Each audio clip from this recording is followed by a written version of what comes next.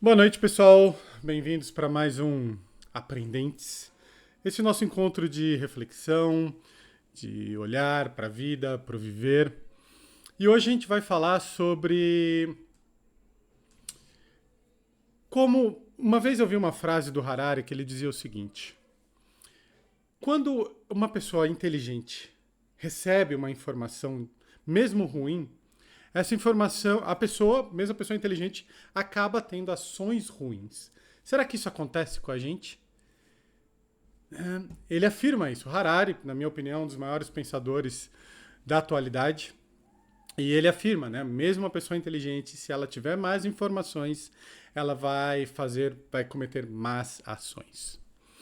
Né? Para quem está chegando aqui na primeira vez nesse canal, esse canal ele é gravado junto com a comunidade Aprendentes. Então o pessoal está escrevendo, está mandando mensagem, depois a gente fecha aqui e eu converso com o pessoal. E da onde veio a ideia para esse tema? A ideia para esse tema veio de uma coisa bem interessante. Eu torci para a Argentina. Olha a cara do pessoal. Mas espera aí, calma, vamos lá. Todo mundo que chegava para mim e falava, deixa eu ir aceitando o pessoal aqui na chamada. Todo o pessoal que chegava para mim e falava: "E aí, você vai torcer para quem no final da Copa do Mundo?" Eu falava: "Olha, o Messi me parece um cara muito legal. E acho que o Brasil tá precisando de um chacoalhão, sabe? Um, um acorda pra vida." E aí eu falei: "Por isso eu vou torcer pra Argentina." O ponto é. Ó, o pessoal já falando aqui. Torceu porque o time brasileiro torce. Ah, é muito boa essa, né? Aí eles falaram, porque pra quem a gente torce acaba perdendo. Não, mas não foi esse o ponto, não. Pra mim foi mais ou menos isso. Por causa do Messi, eu acho que é um jeito legal dele fechar a carreira. E porque eu acho que a seleção brasileira precisava levar um chacoalhão. O ponto é que eu não acompanho muito futebol, admito que teve até uns jogos da seleção que eu acabei não vendo. E aí acaba o jogo, a Espanha ganha, foi um jogo incrível, eu assisti. E aí no final eu começo a ver toda a postura que teve em campo e tudo aquilo que estava tendo os torcedores, tudo aquilo que os torcedores estavam fazendo, agressão, racismo, né, muita agressividade. E pessoal, aqui eu tô falando dos torcedores argentinos dentro de uma situação de Copa do Mundo. Eu tenho amigos argentinos, já fui para a Argentina, gosto da Argentina, mas nesse cenário eu acho que foi um péssimo exemplo para o futebol, para o mundo, para as crianças e etc. E aí eu fiquei perguntando, poxa, eu não sou conivente com racismo. Sabe, eu não gosto, não é, obviamente, é uma das coisas que mais me afeta meu coração. E por não ter big picture, sabe, por não ter uma informação ali, eu estava sendo conivente com uma linha de raciocínio. Vocês acham que isso acontece com a gente de uma maneira comum, sempre? E aí, ainda utilizando o Harari, eu até peguei uma coisa aqui que já falei com vocês na comunidade, mas acho que vai cair como uma luva aqui. Imagina uma pessoa que pega um país destruído. Ele pega um país destruído. Em um ano, essa nação destruída ela se recupera. O desemprego é eliminado. Né? Tinha 6 milhões de pessoas desempregadas e do dia para a noite acabaram com esse desemprego. Ele acabou com esse desemprego. O PIB dobrou, né? Ele terminou essa hiperinflação, acabou com ela. E era uma pessoa que adorava música e arte, que inclusive queria ser artista. Incrível essa pessoa, não? Uma pessoa que salvou uma nação. Vocês sabem quem que é essa nação? Sabe quem é essa pessoa? Alguém sabe aqui, eu tenho certeza. O pessoal mais velho vai lembrar dessa propaganda. Né? Ou o pessoal que está aqui no Aprendentes há muito tempo. Essa é uma propaganda da Folha de São Paulo, que mostra o seguinte. Né? Ela mostra uma imagem, né, só pontinhos, e conforme ela vai falando, a imagem vai afastando. E no final mostra quem era essa pessoa, era Hitler. Então, olha como a informação que chega até a gente, ela pode ser manipulada, pode ser trabalhada, e de repente a gente ser conivente ou a favor de alguma coisa que de repente não tem nada a ver com a gente. Vocês concordam comigo? E aí, né, nessa entrevista do Harari, que eu acho incrível, e ele fala assim: Nós somos a espécie mais inteligente que existe, a mais inteligente, e a que mais acredita em alguns absurdos, mágica, sabe? Uma vaca, ela não vai achar que é um castigo porque outra vaca morreu, sabe? Só morreu. Né? Uma árvore, ela não fica achando que ela tem bad karma se um raio caiu na cabeça dela. O raio só caiu. E aí vem um outro ponto, né? Sobre as nossas escolhas. A gente mora num país majoritariamente cristão. Bom, temos um sincretismo religioso muito grande, muitas religiões. Aí todo mundo acaba, né? Todo mundo que tem uma determinada crença encara essa crença como verdade absoluta. Vocês concordam comigo? A ideia de Deus, a ideia de Jesus, dentro de uma nação cristã. E se você tivesse nascido na Índia? Qual é a chance de você ser hindu? Enorme, não?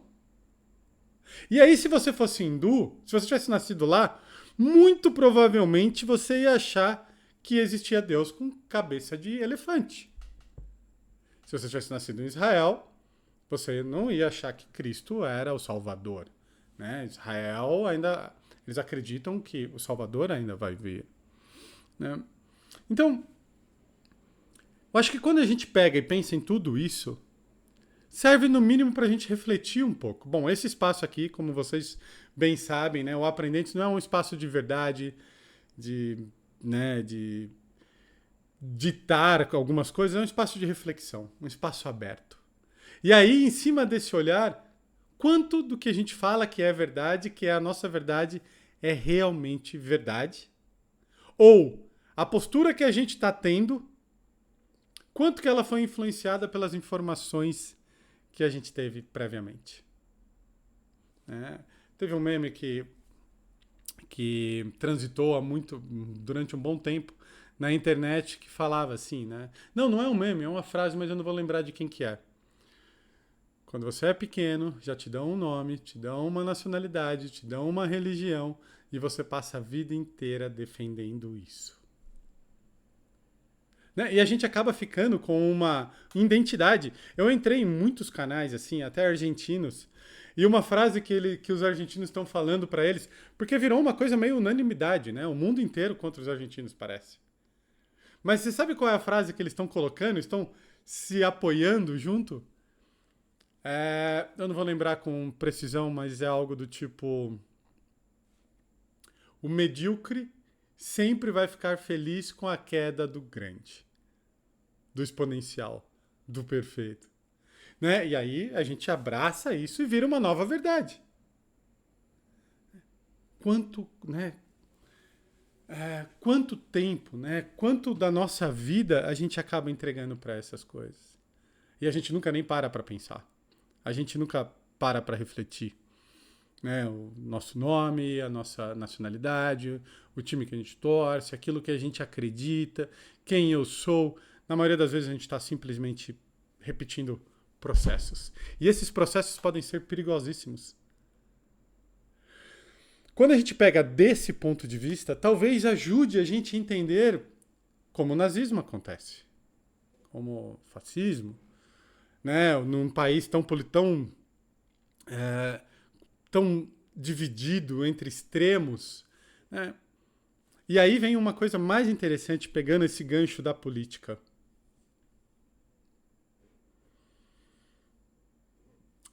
A rede social, ela tem uma característica muito interessante. Né? Ela tem uma característica incrível, que é aquilo que você procura, ou aquilo que você gosta, ou aquilo que você se identifica, aparece mais e mais e mais para você. Não é? Você pode fazer o teste. Entra no YouTube e escreve por que a Terra é plana, provas que a Terra é plana, escreve isso, vai começar a aparecer cada vez mais. Então, quando, né, isso, claro, que sempre aconteceu, mas eu acho que as redes sociais hoje em dia, esse fenômeno de bolha, potencializa as verdades individuais de cada um.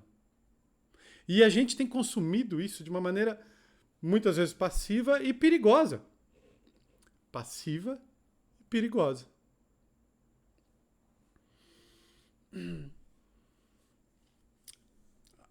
Alguns exemplos, né? Eu acho que um exemplo bem claro, sem entrar na política, que afeta a todos nós. O clickbait e o ragebait. Né? O que é o clickbait? O clickbait são aqueles enunciados que você vê em algum vídeo que ele vai chamar sua atenção. Não vá para a Itália sem ver esse vídeo.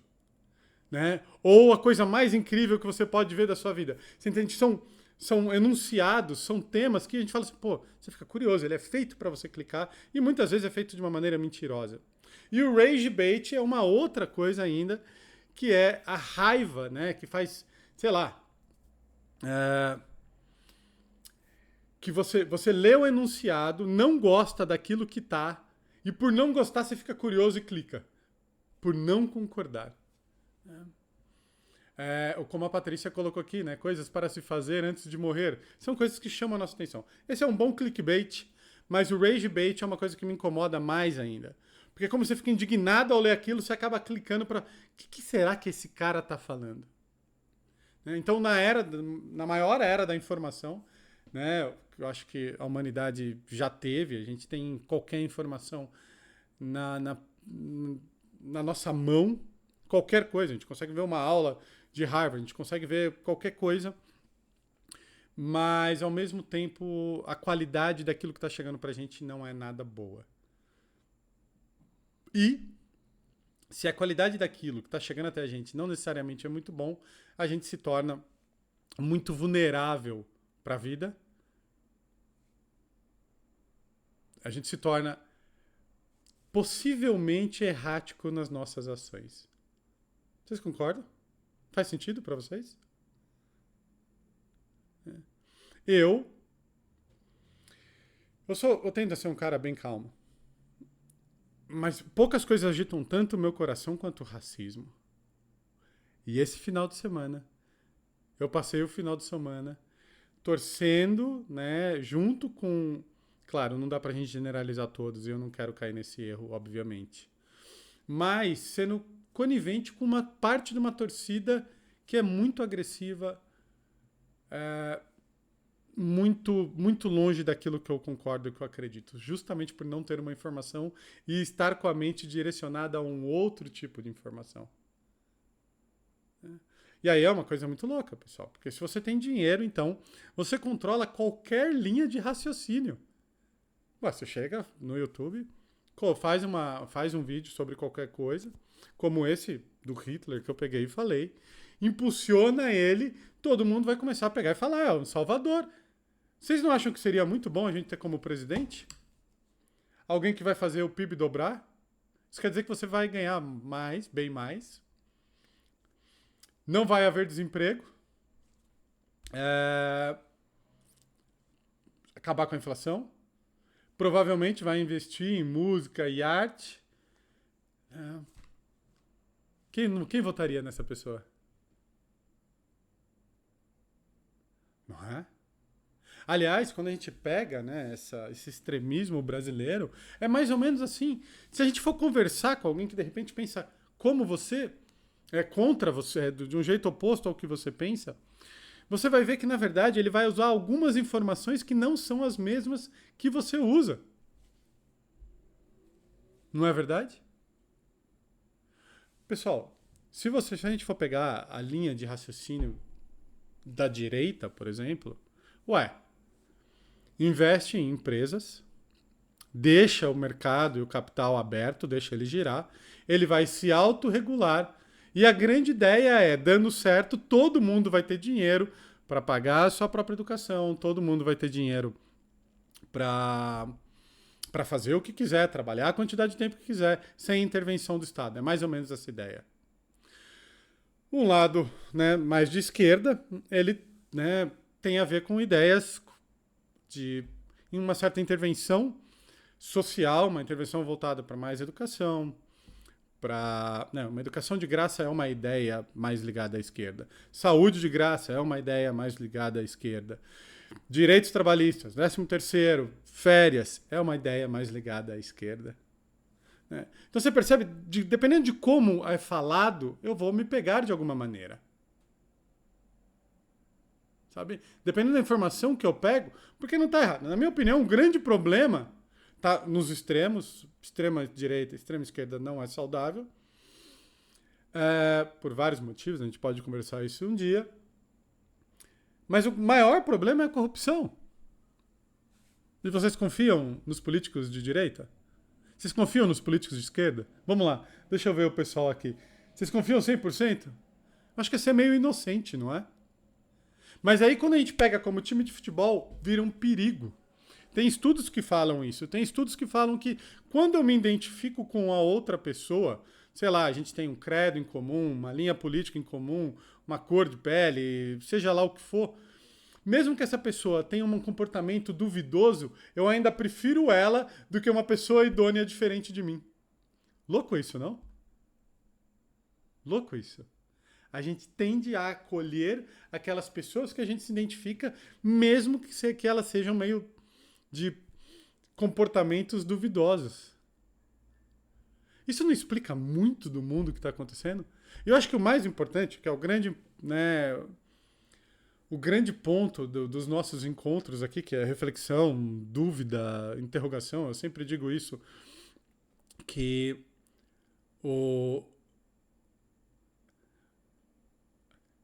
a dúvida é o campo do sábio, né? E a afirmação tende a ser o campo do tolo. Então, para a gente aqui, tem muitas coisas que a gente deve pensar. Primeiro, na nossa identidade. Aquilo que eu chamo de verdade suprema. Esse negócio de verdade suprema é muito, muito interessante. Quando a gente pensa em religião, ela fica mais incrível ainda. Porque a sua religião, ela é... Eu até anotei aqui. Ela é um acidente geográfico e cultural. Dependendo de onde você nasceu, é a religião que você vai ter. Não é? Vocês não acham?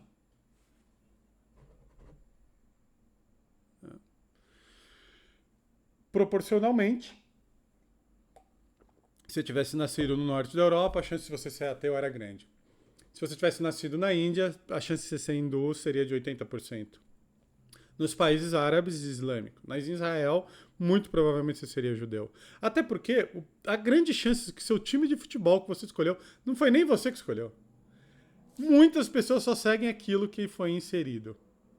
Ou os casos que eu vejo que os filhos acabam saindo mais, né, acabam escolhendo outros times, é aqueles onde os pais até torcem, mas não ligam muito. Não é? Sabe, tipo, minha mãe é São Paulina. Mas aqueles casos ferrenhos, aquela criança que cresce com a camisa do Palmeiras, do Corinthians, indo no estádio, gritando, a chance é gigantesca. Vocês concordam comigo? Eu acho que o principal ponto desse nosso encontro aqui, nessa ideia de garbage in, garbage out, tem muitas coisas, muitas ações no mundo de pessoas inteligentes que acabam tendo péssimas escolhas pelas informações que acabam entrando. E o que eu trouxe aqui não foi nem necessariamente só as informações e o perigo das redes sociais e das bolhas. Acho que o grande ponto aqui é como está sendo ser você. Quanto de você é seu mesmo? Quanto desse seu mesmo, dessa sua escolha, ela realmente é consciente? Quanto? Eu, como psicólogo comportamental, assustadoramente diria que pouco. Muito provavelmente, bem pouco. A Nilce aqui no nosso, da nossa comunidade já mandou podemos dizer que quase nada. Agora abrindo aqui para o pessoal da comunidade, né? Quem quiser pode escrever aí, pessoal. Né? Não é muito interessante isso? Não é meio quase que assustador? Verdades absolutas de informações que chegaram até a gente, muitas vezes informações enviesadas, e a gente tem apenas reproduzido. Como eu falei, né, eu fui algumas vezes para a Argentina, tenho amigos argentinos, pessoas incríveis. Na verdade, a primeira vez que eu encontrei um argentino, o Nicolas, foi no Peru. E eu cheguei pra ele falando, tipo assim, de futebol. Achei que a gente já ia ter uma briga de futebol. E eu percebi ali que, na verdade, ele nem ligava. Sabe? E eu era meio besta. Sabe? Nessa coisa de futebol Brasil e Argentina. Do mesmo jeito que eu sei que tem alguns palmeirenses aqui, e eu acho que alguns palmeirenses aqui não ia sair pra bater e matar o corintiano na rua. Mas já tiveram palmeirenses que mataram o corintiano e vice-versa. Né? Então é importante a gente não generalizar, pessoal. É muito importante. Mas que eles fizeram algo que eu não posso ser conivente e não me deixa com muito orgulho de torcer por eles nessa Copa é real. Infelizmente. Infelizmente. Tudo bem? E aqui abrindo para vocês um pouco, quem gostaria de trazer alguma coisa, perguntar alguma coisa, falar algo sobre isso? Né? A Vera colocou... Eu acho muito legal esses nomes, né? S23 Ultra de Vera. Tipo, pô, parece né? Mas vamos lá. O simples fato de reconhecer que você teve uma atitude meio besta já é perfeito. Não deixa de ser meio besta, né? Mas tudo bem, pelo menos há uma percepção e uma consciência disso. E foi muito legal, na verdade. Foi muito legal porque ao eu perceber, eu, sem algumas informações, indo por uma direção, de repente deveria fazer com que eu me tornasse mais empático, mais compassivo com aquelas pessoas que eu não concordo muito com o ponto de vista. Será que elas não estão só em outro meio? Será que elas não estão só com uma visão muito enviesada? Será? Que mais, pessoal? O que vocês acham?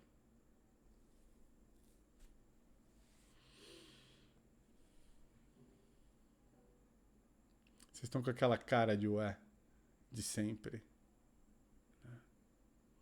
Sabe que quando eu montei esse nosso encontro de hoje, é tão interessante porque falar de time de futebol já pode causar muito problema. Mas quando eu pensei em tocar nas verdades sobre a religião nossa, isso é um campo muito complexo. Muito perigoso tocar nisso. Você tem que tocar de uma maneira com bastante cuidado, porque você pode ferir algumas sensibilidades. E o objetivo não é esse. O objetivo aqui é só reflexão sobre as nossas verdades. A Vera também colocou: difícil conversar quando nós ou outro tem certezas absolutas. Por isso que eu digo que o campo do sábio, né, é a dúvida. É o refletir sobre a vida e sobre o viver. Na verdade, a minha ideia com o canal Aprendentes, com a comunidade Aprendentes, é que a gente saia um pouco dessa coisa, ou é isso, ou é aquilo, tem que ser isso, e simplesmente reflita. E eu acho que eu trouxe um ponto aqui bastante interessante, né? Um ponto onde se eu errei dessa maneira, que eu considero um erro, porque eu não gostaria de ser conivente com isso, eu deveria respeitar um pouco o erro do outro e repensar um pouco as minhas verdades. Talvez é aqui que eu devo estar. A Elis colocou: eu acho que isso é parte do que nos diferencia. Algumas coisas boas, outras não. Todos temos alguma certeza absoluta de alguma coisa. Concordo. Isso é um traço, sem sombra de dúvida, Elis, é um traço de comportamento. Mas é muito importante eu ampliar isso, porque senão eu vou ficar nas minhas verdades e a verdade do outro. Sabe? Eu acho que entender o outro e me entender é um ótimo caminho até para um mundo melhor e para uma relação mais saudável com todo mundo. Tudo bem? Mais alguma pergunta, pessoal? Não? Vou fazer o seguinte, então, agora. Então, agora eu vou fechar essa nossa transmissão do YouTube e vou abrir para a gente, de repente, conversar, falar. E fica aqui, para quem está assistindo, né, no YouTube, a gente tem uma comunidade que chama Comunidade Aprendentes. Coloca lá www.aprendentes.com.br e aí tem como fazer parte, e aí você pode assistir ao vivo e até, de repente, fazer uma troca aqui com a gente. Bom, é isso. Valeu, pessoal. Se você gostou, compartilha, se inscreve. Isso faz muita diferença pra gente, que todos nós possamos chegar a informações com mais qualidade, que a gente não tenha medo de tocar na dúvida, para a gente viver de uma maneira melhor, mais eficiente, mais saudável e mais humana. Valeu, pessoal. Até. Ô Marcelo, Diga, Nilce. sobre o tema, tá? Que você falou aí. Eu achei muito louco o tema, muito louco. E, na verdade, eu acho que a gente não sabe muito bem como sair disso, né? Porque pensando que nós somos seres sociáveis, né? Que a gente gosta de estar, a gente precisa estar inserido num grupo, né? Eu acho que a gente só ia saber o que é realmente nosso se a gente não estivesse inserido em nenhum grupo, né? E é muito difícil não estar inserido em nenhum grupo, né? É por isso que eu achei o tema muito louco, sabe? É, eu acredito, sabe, Nilce, que a gente não deveria necessariamente procurar esse não estar em nenhum grupo para eu saber quem eu sou. Não acho que o caminho é até aqui, porque se você não estivesse em nenhum grupo, você não ia conseguir falar, não ia conseguir se comunicar, você seria quase igual essa samambaia. Vocês viram que eu tô com uma samambaia nova agora, pessoal? Tipo, fazia tempo que não tinha samambaia. Sabe? Mas, você entende? A gente não seria nada. E é uma coisa muito bacana, né? O Osho, que é um cara bastante polêmico, ele afirma: primeiro eu abraço o ego, para depois perder o ego. Então, eu acho que essa reflexão é o que a gente precisa, Nilce.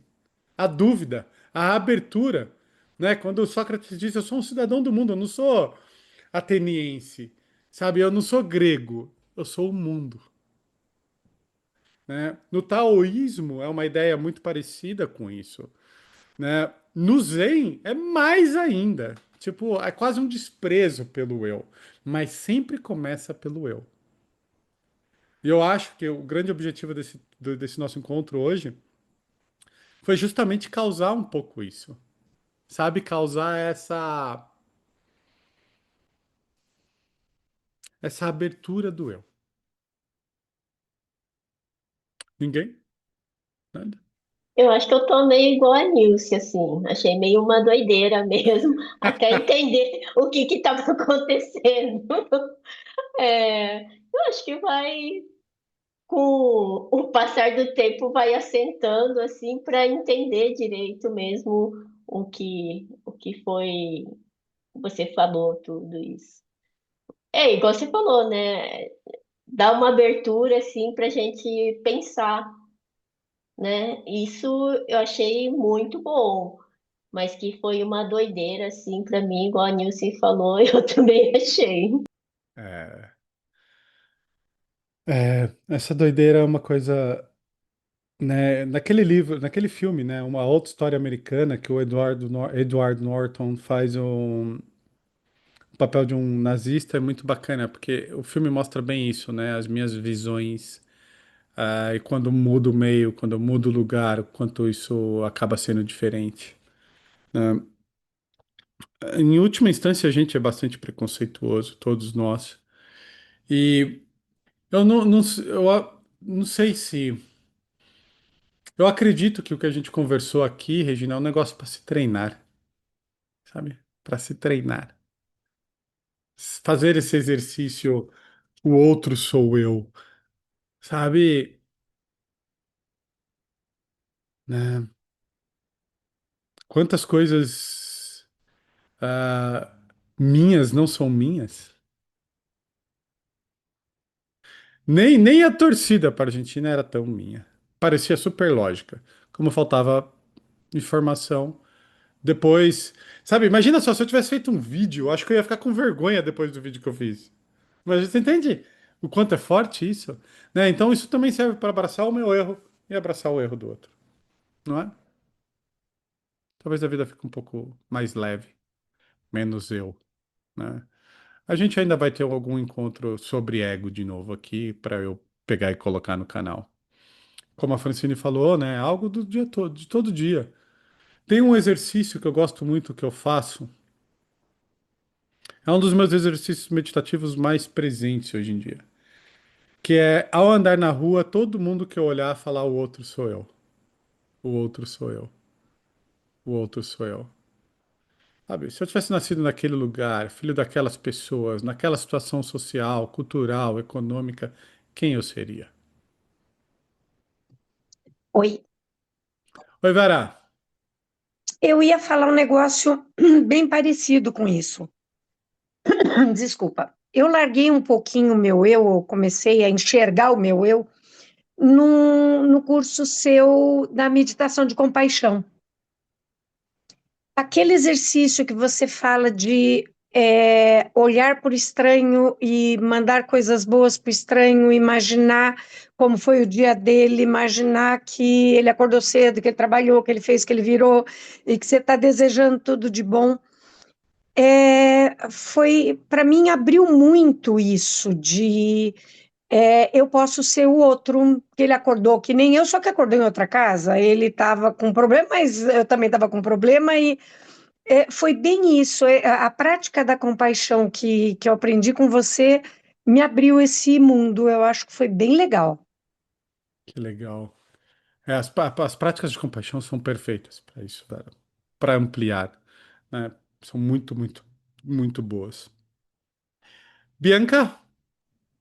Não, eu estava ouvindo a Vera falar dessa prática, e aí eu fiquei pensando no outro lado, né? Que às vezes a gente, em vez de ir andando o outro sou eu e desejando coisas boas, a gente às vezes vai andando e vai julgando o outro muito rápido, né? Eu fiquei pensando no outro lado. E aí eu lembrei de uma frase, você falou do filme do Edward Norton, e eu lembrei de uma frase de um outro filme, eu não sei se a frase é bem assim, mas daquele filme Conclave, que é um filme fantástico, né? E o personagem do Ralph Fiennes, ele fala assim que a certeza é inimiga mortal da tolerância. Então, quando a Vera estava falando e você falou do filme do Edward Norton, eu fui para o outro lado. Em vez de o outro sou eu e desejar coisas boas, às vezes a gente está tão assoberbado da gente mesmo e da vida que a gente anda, em vez de o outro sou eu, julgando o outro, né? E com muita certeza. E aí a gente só se afasta do outro e acho que de certo grau da gente mesmo, né?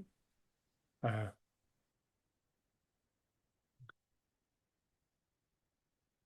eu tenho um dado muito legal, sabe, Bianca, que mostra que qualquer pessoa que eu encontro na rua, no mercado, eu faço um juízo-valor completo da pessoa em 16 segundos. 16 segundos, né? Isso é muito assustador, né? A gente já avalia se a pessoa ela é de confiança, se ela não é, se ela é boa, se ela é ruim. E aí a pessoa fica, né? Quebrar isso, Bianca. Deixa eu olhar aqui porque você não está aparecendo na TV grande. Então eu vou olhar aqui para pequeno que você está aparecendo aqui. Quebrar isso, Bianca, é um exercício mesmo, né? Mas é muito difícil abandonar essas nossas verdades, convicções, certo, errado. Eu não acho que a gente tem que abandonar 100%. Eu acho que a gente tem que refletir sobre elas, sabe? Isso traz uma leveza incrível, incrível, né? Nessas tradições orientais, e eu já falei isso para vocês várias vezes, mas tem uma coisa que faz tempo que eu não falo aqui. Há muita discussão entre ser e ter, não é? Ah, não seja o ter, seja. Não tem essa discussão? O pessoal mais gratiluz sempre fala algo assim, não é? Não seja o bem, né? Não seja o ter o bem, seja humano. E eu acho que o ser é perigosíssimo também. Muitas doenças psicológicas é do ser, é do apego. É sabe, do querer mostrar, do querer chegar, do querer ser visto como alguém bom, do querer impressionar. É bem egóico. O ego não é do ser, o narcisismo não é do ser. Vocês concordam comigo? Não é do ter, é do ser. Então, eu diria que, na verdade, a gente tem que aprender a estar.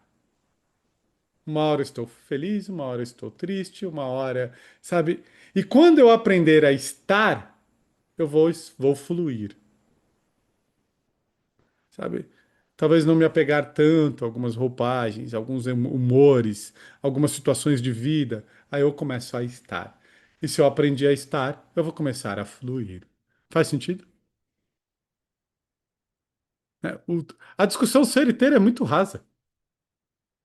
Há doença no ter, há doença no ser também. Muita, muita. Né?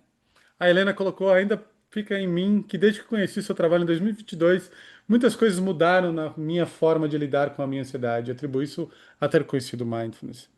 É, mindfulness permite olhar. O que a gente faz com isso no decorrer do tempo que acaba fazendo muita diferença. Né? Eu gosto de dizer que,